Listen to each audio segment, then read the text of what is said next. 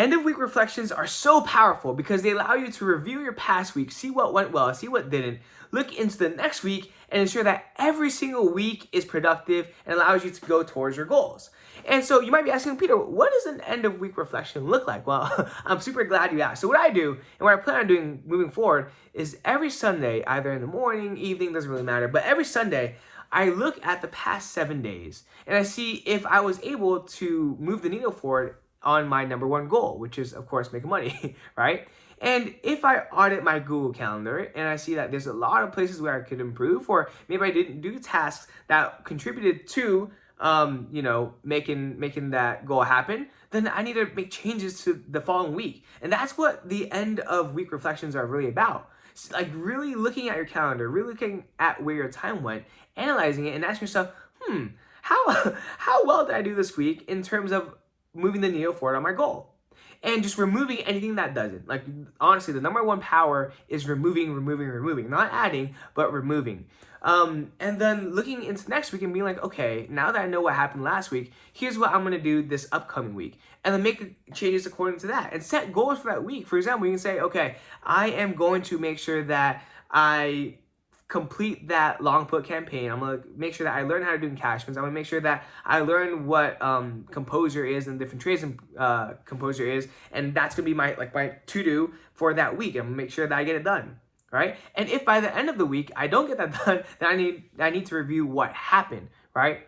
And end of week reflections aren't just about time. They're also about money, right? At least for me, because money is important, right? So what that looks like is going over my finances, be like, what did I spend money on? And does it help me contribute to my goal? And if not, I need to change that up. I need to remove subscriptions. I need to cut back on spending in this particular area. And next week, I'm not going to spend money on that particular area, right?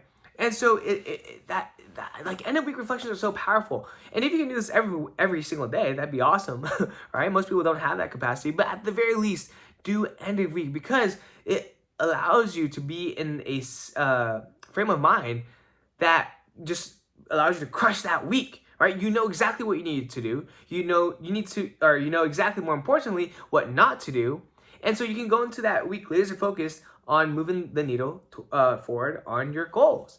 And I say this because it's something that I need to work on a lot, which is like just reflection, right? And then putting that into practical action through goals and just rules on what not to do and what to do. And with school coming up and my schedule basically being drastically changed, like I'm no longer going to be at home. I am no longer going to be going to work as much because I have school on two to 3 days. So with those changes, my schedule is going to completely change, right? And for the better, I think, because I'm not going to be home. But and also my girlfriend isn't going to be here either. So very exciting things going on. But that's just the power of end of week reflections. Reflect on how your past week went. See what changes you can make to your next week that allows you to become closer to the goals that you want to achieve.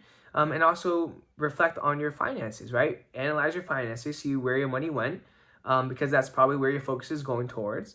And then make adjustments for that following week. But with that being said, this week has been a roller coaster. I worked for the very first time 5 days straight, from 8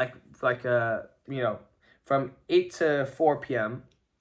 And this is the first time in a very long time that I had a consistent sleep schedule. Sleeping at 6, waking up at 6 a.m., sleeping at like 10, 11 p.m. And it felt great. And oh, by the way, this morning I felt awful. I woke up, oh my gosh. Like when you have a circadian rhythm in place and when you have like a set schedule for your sleep, the moment you disrupt that sleep by staying up too late the next night and waking up the next morning, even if you get a full 8-9 hours, you're going to feel like doo-doo. Because your body just isn't used to it. It's like, oh, wait a minute. You're supposed to be up like 5 hours ago. All right. So lesson learned, like go to sleep on time. And yeah, make that a non-negotiable. With that being said, it's going to be an exciting week. This upcoming week is going to be my last first day of school. And yeah, I'm just excited, man. I'm just excited. And yeah, life is good. Life is great. Remember to be better daily. And I will see you tomorrow. Peace out.